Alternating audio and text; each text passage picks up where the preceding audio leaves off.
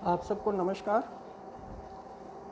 मैं doctor A के Gautam, department of geology, राजकीय बांगड़ महाविद्यालय, डीडवाना,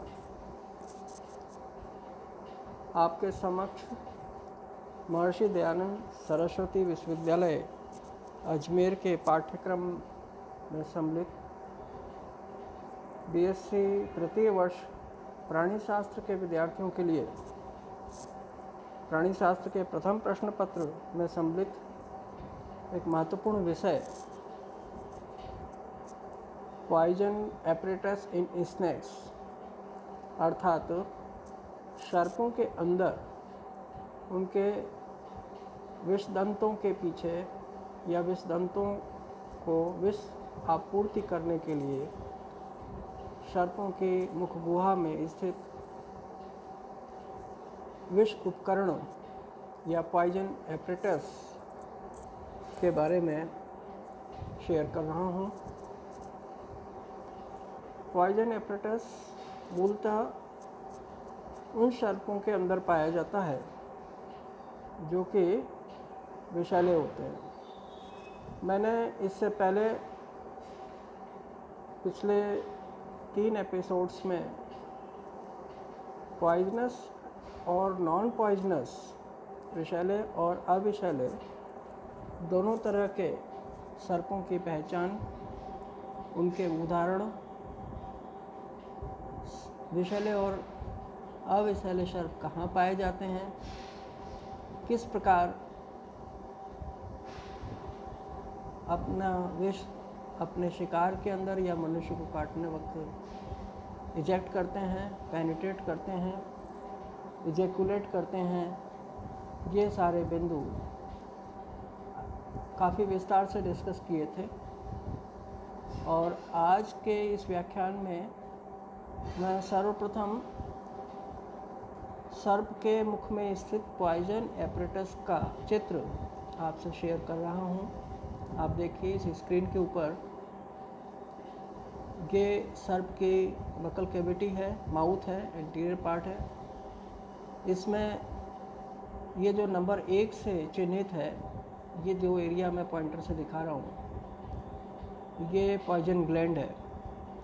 और ये पॉइजन ग्लैंड सांप के अपर ज्वा के अंदर ऊपरी जबड़े में स्थित होती है। दूसरे नंबर पर जो चिन्हित किया गया है, ये वाला स्थान, ये नेजल एपरेटस या नॉस्ट्रिल या नेजल अपर्चर है, नासा क्षेत्र है, नॉस्ट्रिल है। तीसरा ये जो है आप देख रहे हैं, ये फैंग है, विषदंत है, काफ़ी बड़े होते हैं। पॉइजन इजेक्युलेट करने के लिए, पॉइजन विष को अपने शिकार के शरीर में अंतःक्षिप्त करने के लिए ये विषदंत काफ़ी विकसित होते हैं। तो ये विषदंत हैं जो कि अपर ज्वा से लगे हुए होते हैं। दोनों लेटरल साइड्स में 2 होते हैं। चौथा ये जो दिखलाया गया है, ये इसकी जिह्वा है, टंग स्नेक की। तो आपको सबसे पहले एक तो ये डायग्राम बनाना है और इनकी यहाँ लेबलिंग की हुई है। अब हम बात करते हैं इसके थोड़े से विवरण के बारे में। It has a pair of poison glands, अर्थात एक जोड़ी इनके अंदर विष ग्रंथियाँ होती है, या डक्ट्स और ducts and a pair of fang. एक जोड़ी विष ग्रंथियाँ, उनके साथ में एक जोड़ी विषवाहिकाएँ और एक जोड़ी विषदंत स्थित होते हैं विषैले सांपों के मुख गुहा में। The poison glands are present on the upper jaw, अर्थात जो विष ग्रंथि होती है वो ऊपरी जबड़े में स्थित होती है। The poison glands are the superior labial glands, ये जो विष ग्रंथियाँ होती हैं ये विशेषीकृत सुपीरियर लेबियल ग्लैंड्स होती हैं, अर्थात लेबियल के अंदर, लेबियल बोन का नाम है, तो लेबियल बोन के अंदर सुपीरियर लेबियल ग्लैंड के अंदर स्थित होती हैं। Each poison gland is sac like, अर्थात प्रत्येक विष ग्रंथि एक थैले के समान या थैली के समान संरचना होती है और इट गिव्स ए डक्ट, और इससे एक डक्ट या वाहिनी या ट्यूब्यूल एक नलिका से जुड़ी हुई होती है जो कि आगे चलकर फैंग के खांच में खुलती है। The duct passes along the side of the upper jaw, अर्थात ये जो डक्ट होती है ये ऊपरी जबड़े के किनारे से, साइड से प्रोसीड करती हुई बढ़ती हुई अपर जॉ में खुलती है, निकलती है वहाँ से अपर जॉ से, ऊपरी जबड़े से। And it opens into the grooves of the fang, और यह जो विषदंत हैं उनकी खांच के अंदर, उनकी गुहा के अंदर, उनकी गर्तिका के अंदर खुलती हैं। Fangs are of two types. Fangs जो होती हैं, ये ध्यान रखिए, ये बहुत इंपॉर्टेंट पॉइंट है कि फैंग्स जो होते हैं वो दो तरह के होते हैं। फैंग्स अर्थात विषदंत दो तरह के होते हैं। पहला होता है ओपन टाइप और दूसरा होता है क्लोज टाइप। ओपन टाइप जिस फैंग्स जिनके अंदर होते हैं उसका उदाहरण है कोबरा, और क्लोज टाइप जिनके अंदर होते हैं उसका उदाहरण है वाइपर। तो in open type the poison grooves is present, in caged type the poison grooves forms a canal with two openings at both the ends. खुले वाले प्रकार में पॉइजन ग्रूव्स जो होती हैं केज्ड टाइप होती हैं, पिंजरे की तरीके से होती हैं। And poison grooves forms a canal with two openings at both ends.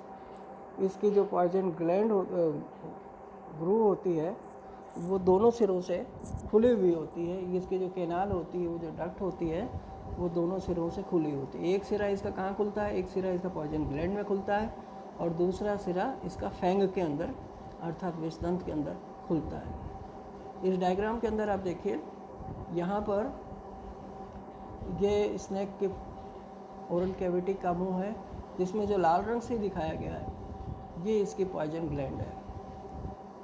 Upper jaw में दोनों साइड्स में होती है। ये एक साइड का अपर जॉ का व्यू आप देख रहे हैं, और ये इसके साथ में ये जो पतली सी नलिका है ये यहाँ इस गर्त से होकर के इस फैंग के अंदर, देखिए ये फैंग है, इस फैंग के अंदर ये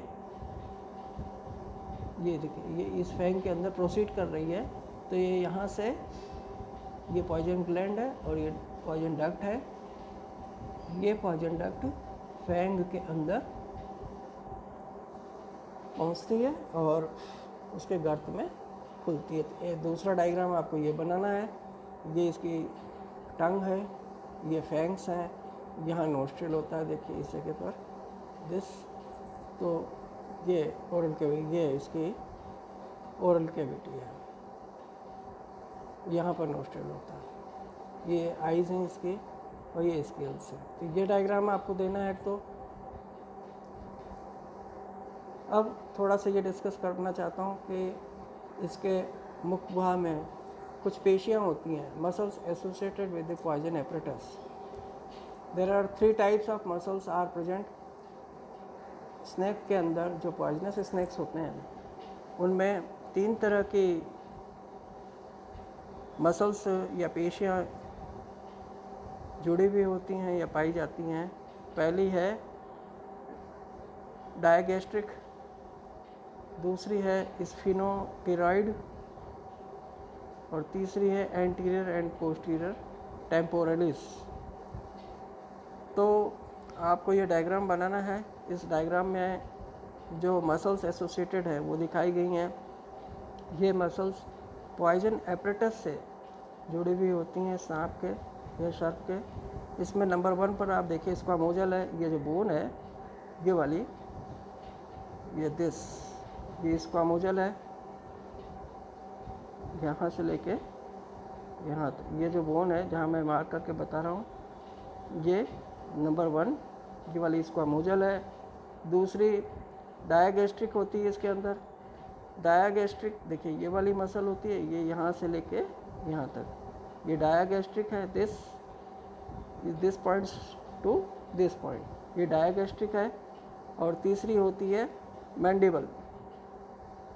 नंबर 3, ये देखिए ये मैंडिबल्स हैं, ये वाइट कलर में अनशेडेड, यहाँ तक ये जो बोन है दिस, ये मैंडिबल है, ये मार्क किया हुआ है दिस मैंडिबल। और मैंडिबल के बाद में चौथे नंबर पर होती है एंटीरियर टेम्पोरलिस। एंटीरियर मतलब आगे की ओर, और जो बोन है उसका नाम है, सॉरी जो मसल है उसका नाम है टेम्पोरलिस। अब ये जो टेम्पोरलिस मसल है इस या पेशी है, इसका नामकरण टेम्पोरल बोन के नाम पर ही है। तो आप ये देखिए चौथे में, ये टेम्पोरल बोन है जो कि मैंडिबल्स के जस्ट नीचे की ओर होती है, ये दिस, ये जबड़े के अगले वाले सिरे से लेके पिछले वाले सिरे तक, ये चौथे नंबर के एंटीरियर टेम्पोरलिस बोन के साथ में जुड़ी हुई मसल है। और 5वें नंबर पर है स्फीनोटेरॉइड मसल्स, स्फीनोटेरिगॉइड मसल। तो sphenopterygoid anterior and posterior, sphenopterygoid जो मसल होती है ये है यहाँ पर, ये 5वें नंबर पर आप ये देखिए दिस, ये स्फीनोटेरिगॉइड है जो कि अपर जॉ से निकलती है, ये स्फीनोटेरिगॉइड है this muscle, sphenopterygoid SPHENOPTERYGOID muscle. तो digastric muscle is attached to the squamosal of the skull. Digastric muscle जो होती है वो स्क्वामोजल, स्कल की स्क्वामोजल से जुड़ी हुई होती है and articulates with the lower jaw, और लोअर जॉ के से संबंधित होती है, नीचे लोअर जॉ से कंटिन्यू होती है। Digastric muscle is attached to the squamosal of the skull and articulates with the lower jaw, okay, and the sphenoterigoid muscle is attached to the sphenoidal region। sphenoidal region कौन सा होता है? स्फीनोटेरिगॉइड जो होती है ये स्फीनोडाइल रीजन है, ये ऊपर का जो हिस्सा है नोस्ट्रल और आइज के नीचे का अपर जॉ का हिस्सा, इसको कहते हैं sphenoidal region. And to the dorsal surface of the pterygoid, और टेरिगॉइड के पिछले वाले हिस्से तक ये जुड़ी रहती है। Anterior and posterior temporalis muscles are attached to the side walls of the cranium and the lower jaw. तो ये जो एंटीरियर एंड पोस्टीरियर टेम्पोरलिस होती हैं, ये दोनों पेशियाँ क्रेनियम क्या होता है, स्कल के बॉक्स को क्रेनियम कहते हैं। तो स्कल के क्रेनियम से और लोअर जॉ से ये जुड़ी होती है। एंटीरियर एंड पोस्टीरियर टेम्पोरलिस जो बोन्स होती हैं ये कहाँ जुड़ी होती हैं? ये क्रेनियम के और लोअर जॉ के दोनों के साइड से जुड़ी हुई होती हैं। तो इस डायग्राम में आप फिर से देखिए,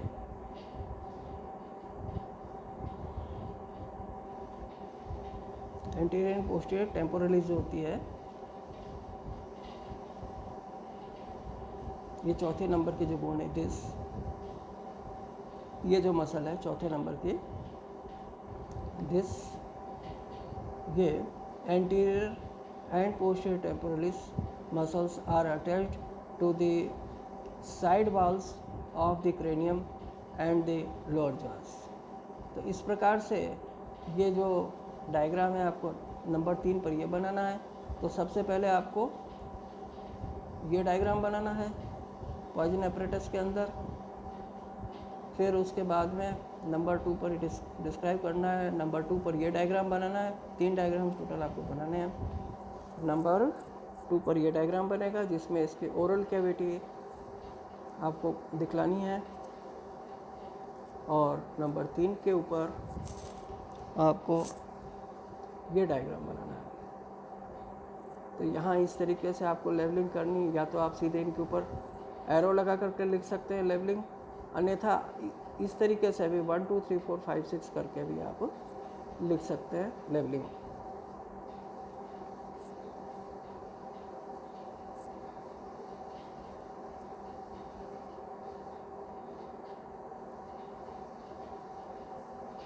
तो इस प्रकार से मैंने पॉइजनस और नॉन पॉइजनस स्नैक्स को अच्छे से एक्सप्लेन कर दिया है। पॉइजन एपरेटस को भी इस लेक्चर में एक्सप्लेन कर दिया है। अब आप इसको अच्छे से तैयार कर लीजिए और ये एग्ज़ाम के अंदर थ्योरी और प्रैक्टिकल में पूछा जाता है, बहुत इम्पोर्टेंट है। वाइवा के अंदर भी पूछा जाता है प्रैक्टिकल के, और अच्छे कॉम्पिटिटिव एग्ज़ाम से भी पूछा जाता है जीके के तौर पर। तो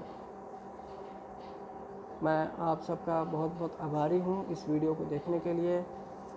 थैंक यू वेरी मच।